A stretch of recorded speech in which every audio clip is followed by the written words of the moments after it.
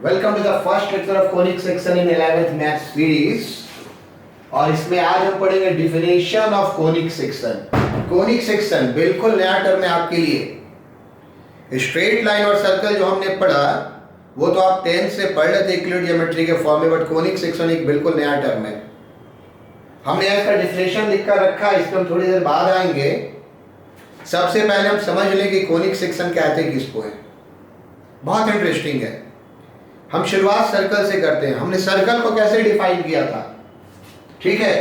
तो अगर एक हमारे ये फिक्स पॉइंट है, ये हमारा क्या है, एक फिक्स पॉइंट है जो कि सेंटर कहलाता है, और यहां से एक फिक्स डिस्टेंस है जो कि आपका रेडियस कहलाता है। ये एक मूविंग पॉइंट है और ये पॉइंट इस तरह से मूव करता है कि इसका इससे डिस्टेंस हमेशा क्या होता है, ये इस तरह से मूव करता है कि यहां से जो डिस्टेंस किसी भी डायरेक्शन में क्या होता है, बराबर होता है। तो ये कहलाता है सर्कल। ये आपका क्या कहलाता है, सर्कल।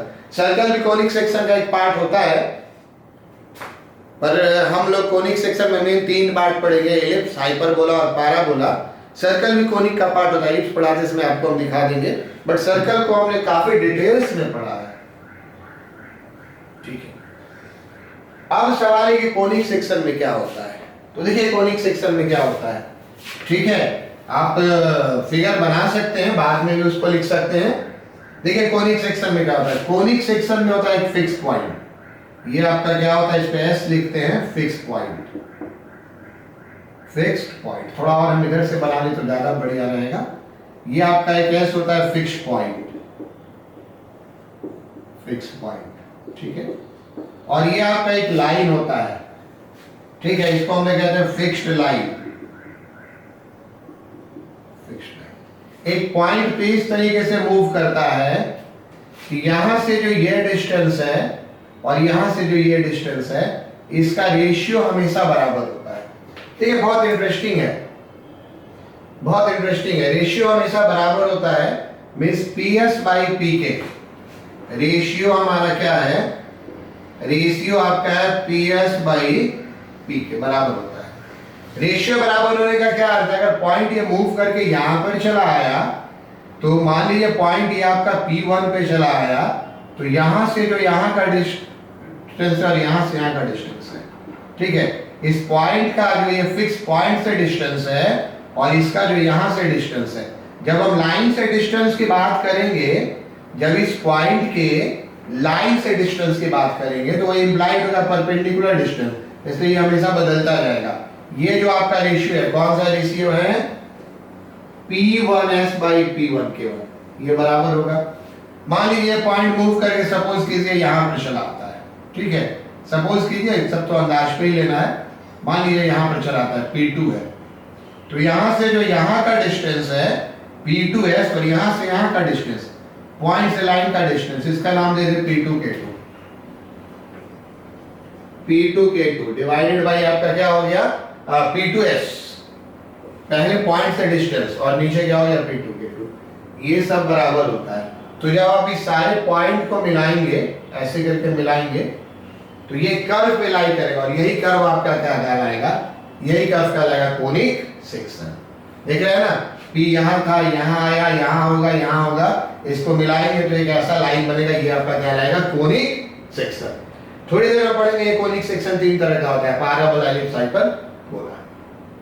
बट अब जब हम डेफिनेशन पे आ जाए, इस बात को आप समझ रहे हैं ना, डेफिनेशन पे आ जाए, आप लिख सकते हैं, if a point moves in a plane such that, ये पॉइंट प्लेन में इस तरह से मूव कर रहा है, its distance from a fixed point, इसका जो डिस्टेंस है फिक्स पॉइंट से, बियर से कांस्टेंट रेशियो, लिखने का तरीका है, बियर से कांस्टेंट रेशियो, कांस्टेंट रेशियो रखता है किससे, it's distance from a fixed line.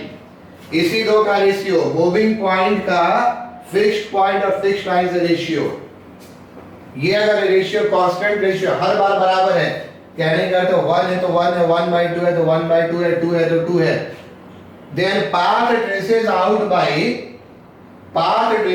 Bye the point is called conic section. 3 तरह का पाथ होगा, थोड़ी देर में हम आएंगे। ऐसे बनेगा तो पैराबोला, ऐसे बनेगा तो एलिप्स, ऐसे बनेगा तो हाइपरबोला। इस पे अभी हम नहीं आ रहे हैं, धीरे धीरे इस पे भी आ जाएंगे। path it traces out by the point is called conic section. अब आपका ये फिक्स पॉइंट है, फिक्स पॉइंट को हम लोग कहते हैं focus.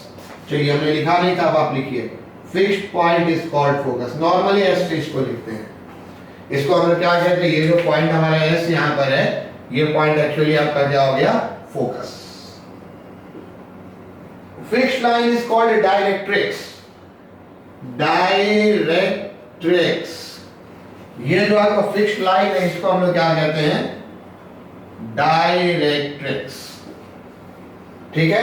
And constant ratio is called, ये जो रेशियो आएगा ये 1 से बड़ा छोटा कुछ भी हो सकता है, कांस्टेंट रेशियो इज कॉल्ड, इसको कहते हैं इसेंट्रिसिटी, इसेंट्रिसिटी, बस सिंपल इस पर इसेंट्री, इसको समटाइम्स लोग एक्सेंट्रिसिटी भी प्रोनाउंस करते हैं, हम प्रोनाउंस कर रहे हैं इसेंट्रिसिटी। एक्सेंट्रिसिटी भी हमने कुछ लोगों को बोलते सुना है, चलिए इस, ठीक है, इसेंट्रिसिटी। तो आप समझिए, जैसे सर्कल में 2 बेसिक टर्म था, सेंटर और रेडियस, इसमें 3 बेसिक टर्म है।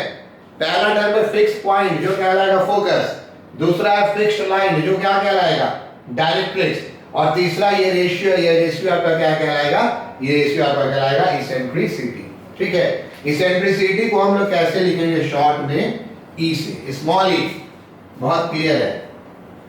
होपफुली आपने इसको लिख लिया होगा, राइट साइड वाला लाइन को, ये फिगर भी बना लिया होगा, पॉज करके लिखिए और उस लाइन को इरेज कर रहे हैं, ठीक है। चलिए अब आगे बढ़ते हैं, अब आगे बढ़ते हैं। If E is equal to 1, if E is equal to 1, conic section is called a parabola। अगर E का मान 1 है तो कोनिक सेक्शन कहलाता है parabola. If E less than 1, mod E हमने लिखा है, ठीक है, नॉर्मली नेगेटिव वैल्यू नहीं चलता है, बट कभी कभी थ्योरेटिकल सवाल में नेगेटिव वैल्यू पूछ दिया जाएगा, तो जो भी है उसका पॉजिटिव मान। If E less than 1, conic section is called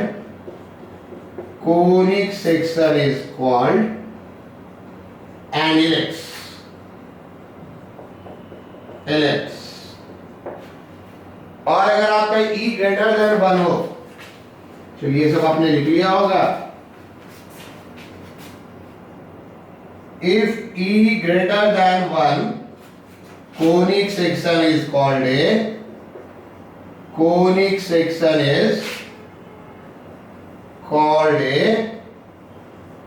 hyperbola,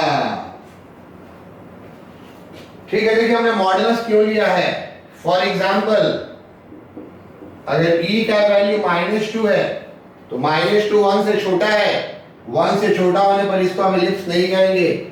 E का वैल्यू -2 है तो मॉड E आपका कितना होगा, मॉड E आपका जो मैथमेटिकल कैलकुलेशन में माइनस चला आता है, एक्सटर्नल डिवीजन के कारण से माइनस आ सकता है रेशियो में, दोनों तरह से समझिए। तो अगर ये 2 है तो ये आपका क्या होगा, it will be A hyperbola. तो समझना है। और एक चीज आप और नोट करेंगे, होपफुली आप ये सब लिख ही चुके होंगे, एक पॉइंट आप और नोट करेंगे, ये पॉइंट आपका क्या है, अगर E is equal to 0 है, then conic section will be a circle। Actually ellipse का स्पेशल केस सर्कल होता है, ठीक है। हम जितने भी हमें सर्कल है एक तरह का एलिप्स हम कह सकते हैं, every circle can be treated as an ellipse, but ellipse सारा सर्कल नहीं होगा। ये आई बात समझ में। अगर आप फिगर वाइज देखना चाहें, एक्सिस के साथ बनाते हैं हम, तो ये फिगर आपका होता है पैराबोला का। चलिए फिगर पे धीरे धीरे आएंगे। ये आपका एक्चुअली किसका फिगर है, E is equal to 1, ये आपका क्या होता है, पैराबोला। चलिए उधर वाला आपने लिख लिया होगा, कुछ ऐसा फिगर आएगा स्टैंडर्ड केस में, ये हम इरेज करते हैं, फिगर आप एक बार देख लीजिए। अगर आपका ई का वैल्यू 1 से लेस है, स्टैंडर्ड केस में ऐसा फिगर आएगा, ठीक है। एक्स एक्सिस और वाई एक्सिस है, ई आपका, चलिए आप लेस देन 1 लिख रहे हैं, मॉडिफाई कर देते हैं, ठीक है। ये आपका किसका फिगर होगा? ये आपका एलिप्स का होगा।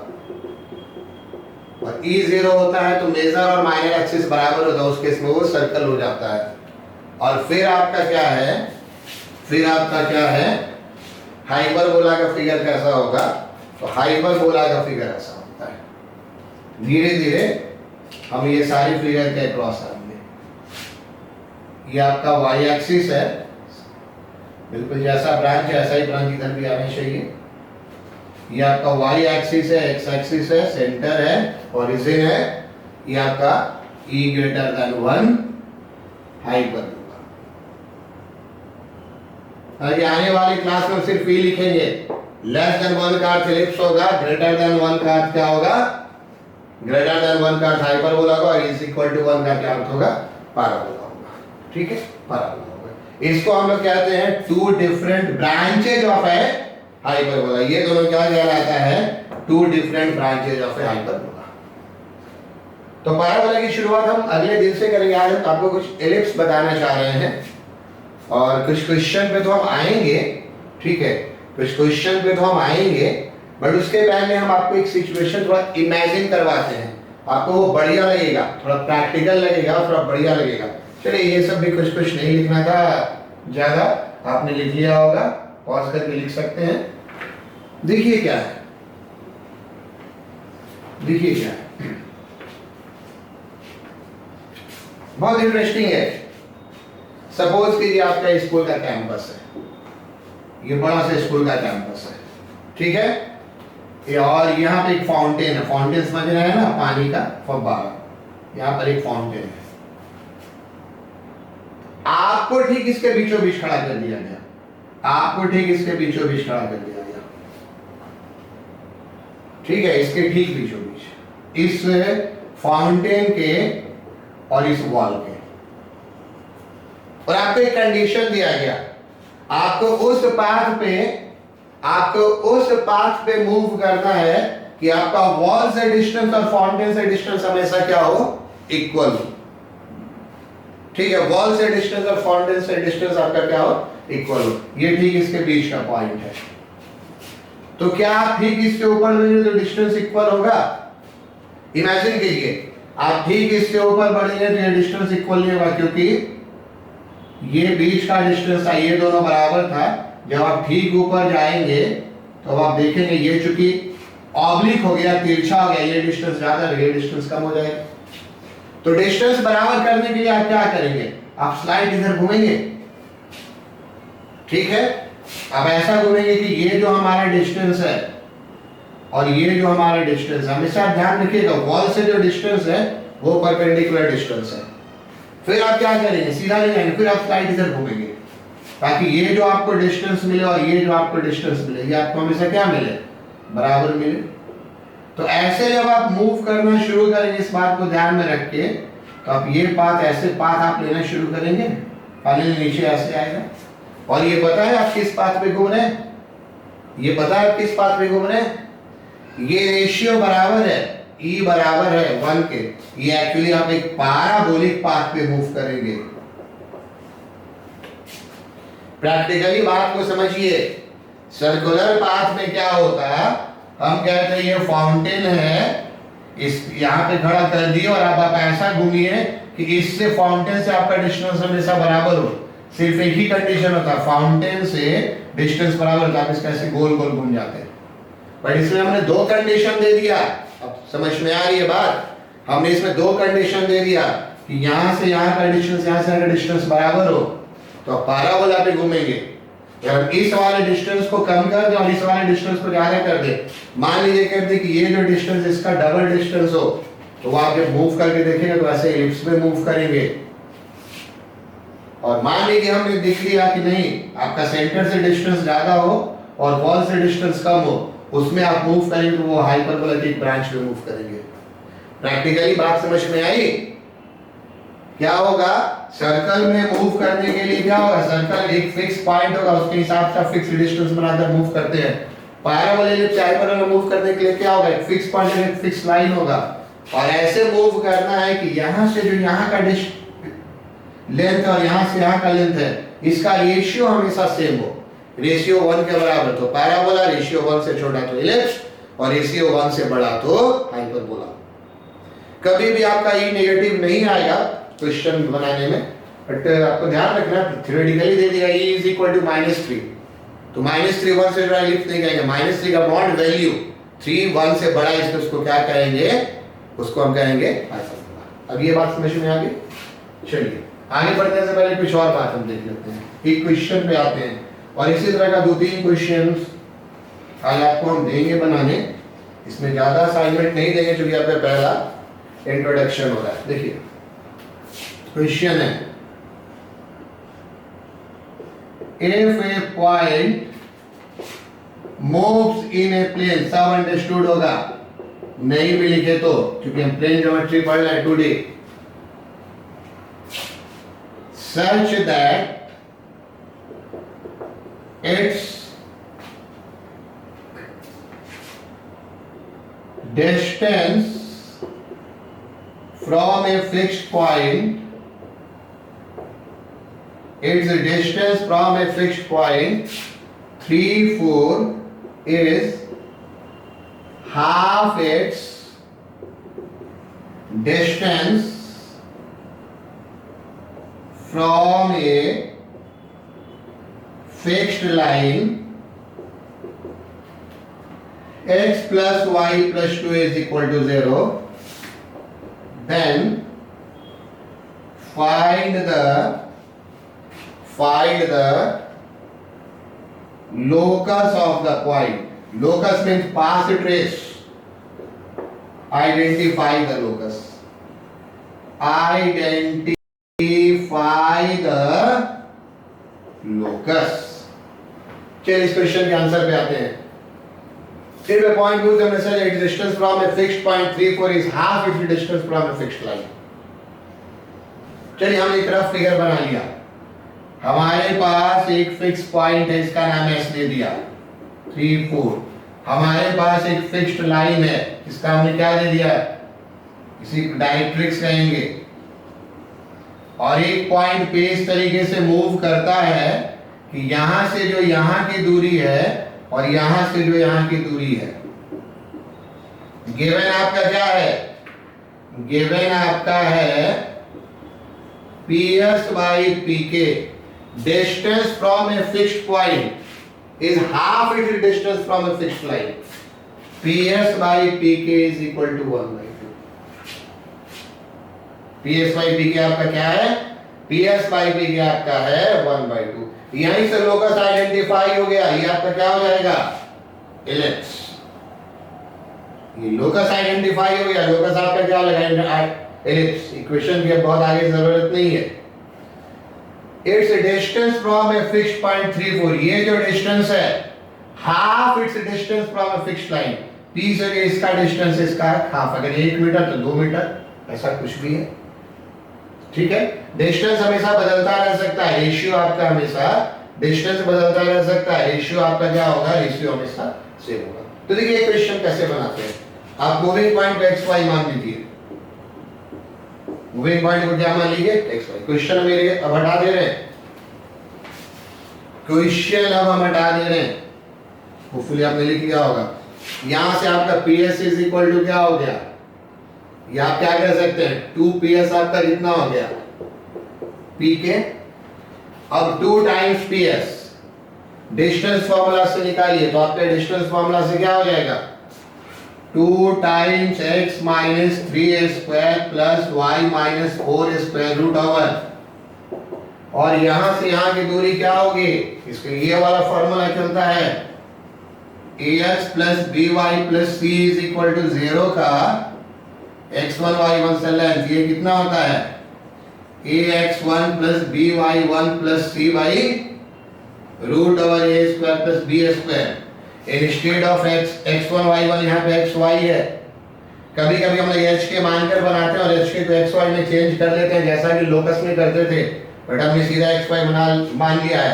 आप इनफ मैच्योर्ड है तो यहाँ से यहाँ का जब डिस्टेंस निकालेंगे x1 निकलेगा x और y1 की जगह y है, तो सीधा ये क्या लिखाएंगे इस फार्मूला पे x प्लस वाई प्लस 2, चूंकि a की जगह भी 1 है, b की जगह भी 1 है, root over a square plus b square plus 1 square plus 1 square. अब इसी को आप सिंपलीफाई करते चले जाइए, सिंपलीफाई करते चले जाइएगा तो आपको क्या मिल जाएगा, आपको लोकस मिल जाएगा। ठीक है, देखिए हम सिंपलीफाई कर देते हैं, कुछ और बात इसमें बताना है, ये तो आपने फॉर्मूला नोट कर ही लिया होगा, इसकी जरूरत नहीं है। सिंपलीफाई करने के लिए आपको स्क्वायरिंग तो करना होगा, तो स्क्वायरिंग करेंगे तो क्या हो जाएगा 4 times x square minus 6x plus 9 plus y square minus 8y plus 16, और ये आपका क्या हो जाएगा a plus b plus c का whole square, a square b square c square 2ab 2ac 2 into 2 4 2bc, और डिवाइडेड बाय आपका कितना हो जाएगा ये 2। इस 2 को आप इधर ले आएंगे तो कितना हो जाएगा, इस 2 को हम एक ही बार में ले आते, इस 2 को इधर ले आएंगे तो क्या हो जाएगा 8 टाइम्स हो जाएगा, इसको हटा दिया जाए। ठीक है, ऐसे कर सकते हैं, स्क्वायरिंग करेंगे तो 2 का स्क्वायरिंग 4, या रूट 2 का स्क्वायर 2, 2 into 2 8। अब आप एक साथ लिखिए कैसे कैसे होगा, देखिए टर्म लिखने का तरीका पेयर ऑफ स्ट्रेट लाइन है, पहले एक्स स्क्वायर का टर्म लिखते हैं, फिर एक्स वाई का लिखते हैं, फिर वाई स्क्वायर का, फिर एक्स का, फिर वाई का, फिर कांस्टेंट का, यही चलता है। तो एक्स स्क्वायर का टर्म हमें कितना मिल जाएगा, यहां से अगर हम देखें तो हमारे पास एक्स स्क्वायर का टर्म कितना मिल जाएगा, एक्स स्क्वायर का टर्म मिल जाएगा 7x स्क्वायर, 8x स्क्वायर में से x स्क्वायर कट गया, एक्स वाई का टर्म से एक ही यहाँ पर है, इधर आएगा तो क्या हो जाएगा माइनस 2xy, वाई स्क्वायर का टर्म कितना हो जाएगा, ये 8y स्क्वायर में से y स्क्वायर चला गया 7y स्क्वायर, x का टर्म कितना मिलेगा 8 6 या 48 माइनस 48, और ये इधर आएगा तो माइनस 4 हो जाएगा minus 52x।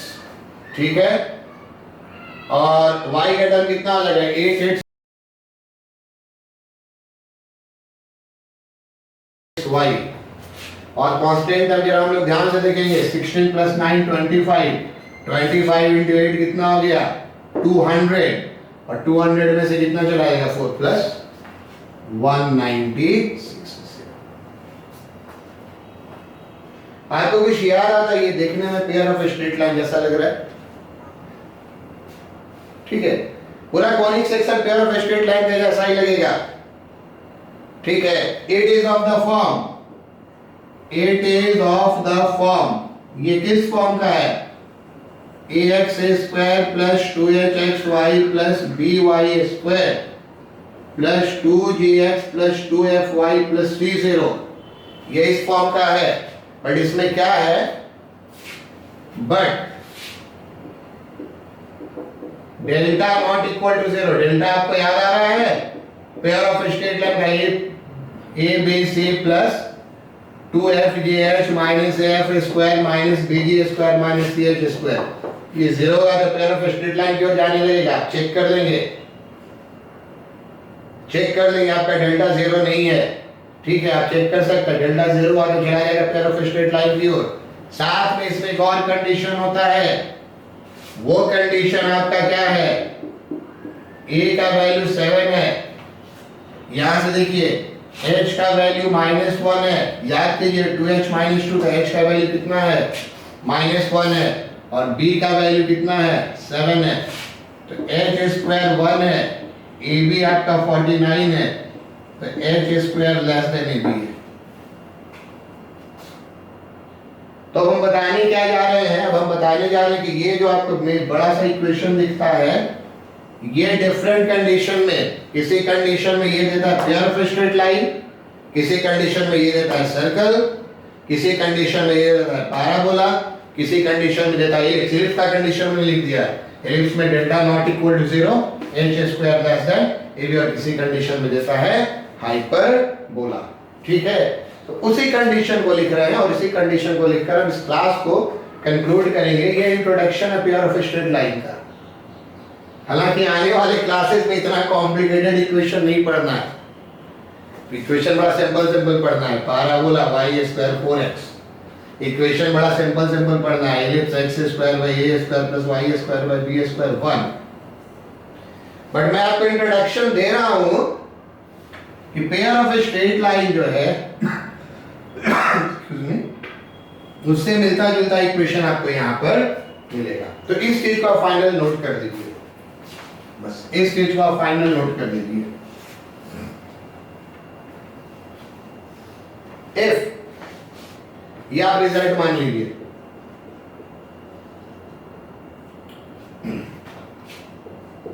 if ax square plus 2hxy plus by square plus 2gx plus 2fy plus c is equal to excuse me 0 represents पहला a parabola, then delta not equal to 0, h square is equal to ab represents an ellipse, then delta not equal to 0। हाँ ठीक है, h square less and भी आप यहां लिख सकते हैं। ए हाइपरबोला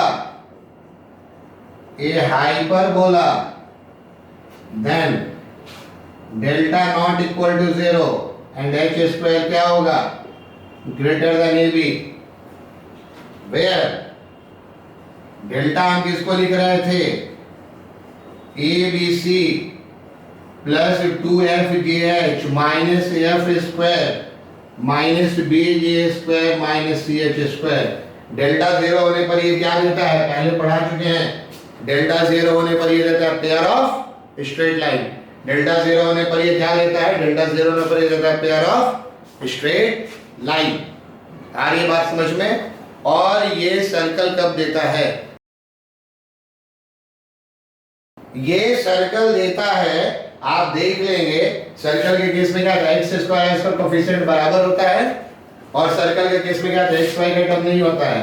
तो कहा जाए कि ये सर्कल कब देता है, तो ए बराबर बी और एच बराबर 0। ये पेयर ऑफ स्ट्रेट लाइन कब देता है, जब delta a b c plus 2fgh minus f square minus bj square minus ch square is equal to 0। आ ये बात समझ में, ठीक है। हालांकि बहुत सारा कंडीशंस होता है, जैसे सर्कल में है एक और कंडीशन होगा कि उसका जो भी रेडियस है g square plus f square minus c का रूट ओवर, तो वो जो टर्म है g square plus f plus c greater than 0 होना चाहिए, नहीं तो फिर वो इमेजिनरी सर्कल कहलाएगा। और एक कंडीशन होता है जैसे इसमें भी हमने लिखा है एच स्क्वायर ए बी से बड़ा या बराबर होना चाहिए, ठीक है। पेयर ऑफ स्ट्रेट लाइन के लिए जी स्क्वायर ए सी से बड़ा होना चाहिए, बट वो सब पे आपने ये प्राइमरी तौर पे इतना हमारे पास कंडीशंस होता है।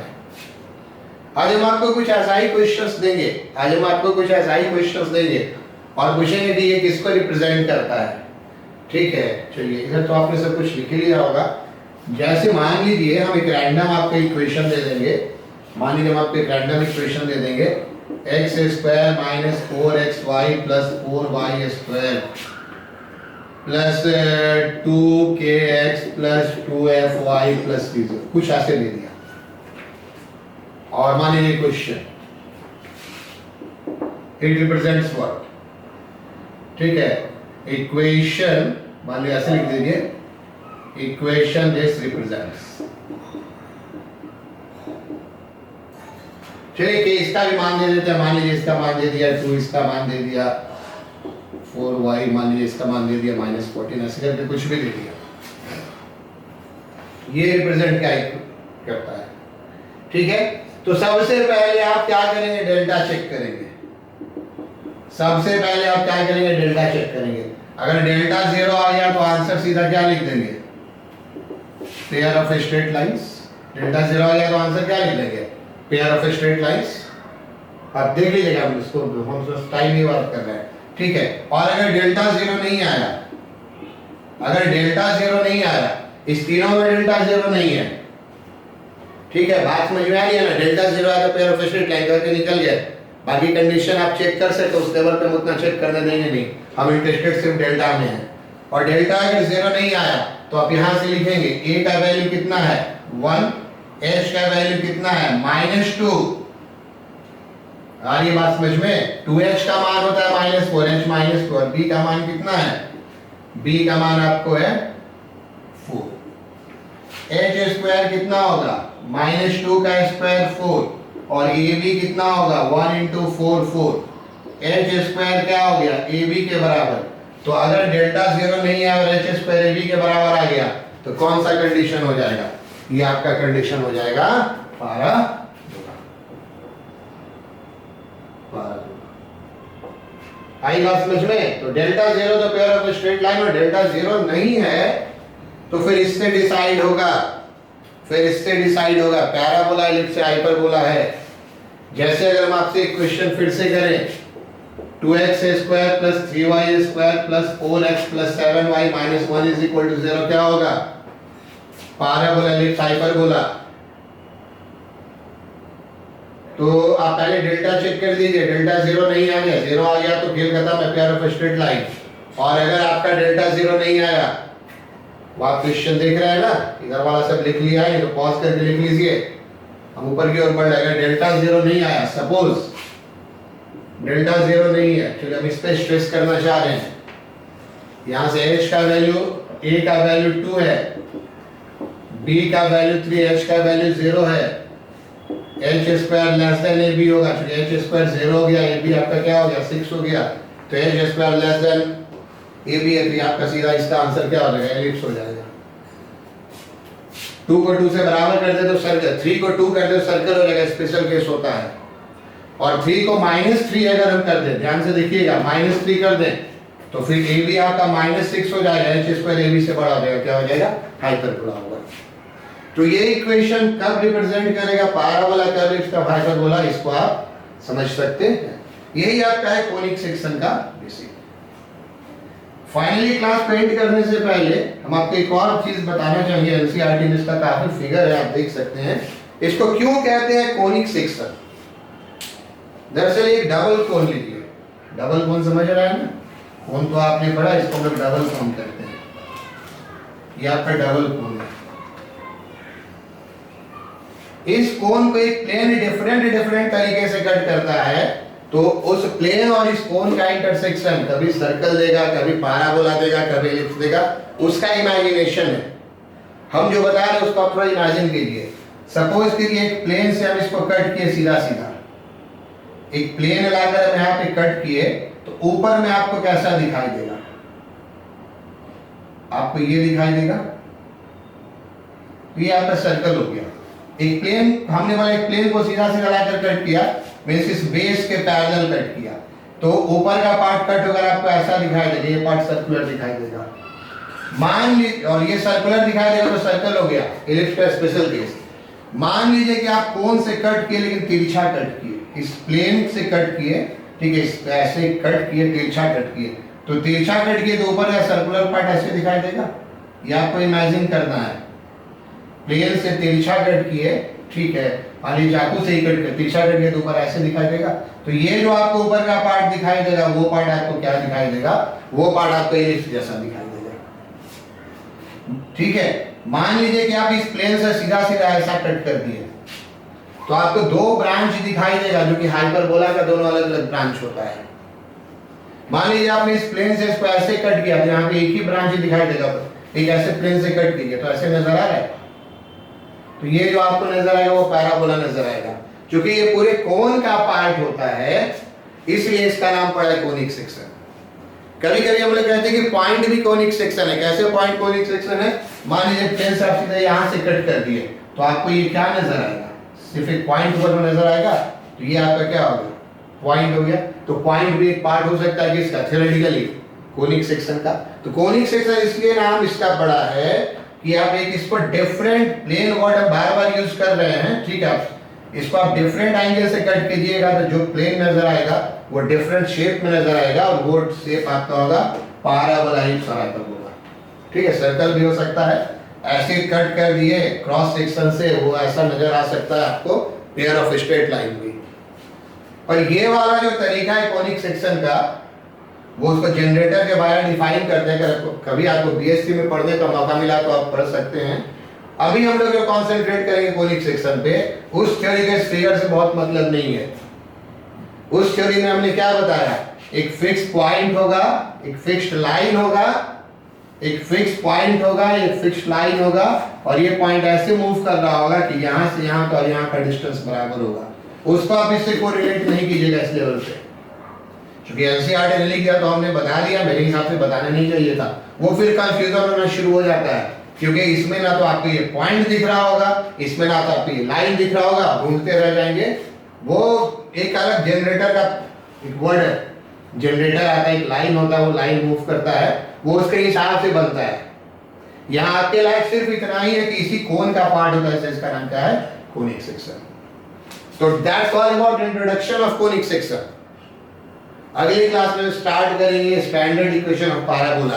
पैराबोला से पढ़ाई इसलिए स्टार्ट करते हैं कि पैराबोला का एसेंट्रिसिटी कितना होता है, यहां पे आप एक बार फिर से लिख लीजिएगा, पैराबोला का एसेंट्रिसिटी 1, इसका लेस देन 1, मॉड भी ले सकते हैं, और हमने कह दिया आप जो भी लेंगे वो पॉजिटिव वैल्यू ग्रेटर देन 1, ठीक है, मॉड ही ग्रेटर देन 1, मॉड ही लेस देन 1। क्योंकि एसेंट्रिसिटी पैराबोला का 1 होता है, तो पैराबोला में एक टर्म कम आता है, एसेंट्रिसिटी का टर्म पैराबोला में कहीं नहीं आएगा, तो थोड़ा पढ़ना आसान होता है। तो अगली क्लास में हम सेकंड क्लास में आएंगे standard equation of parabola. Okay, thank you.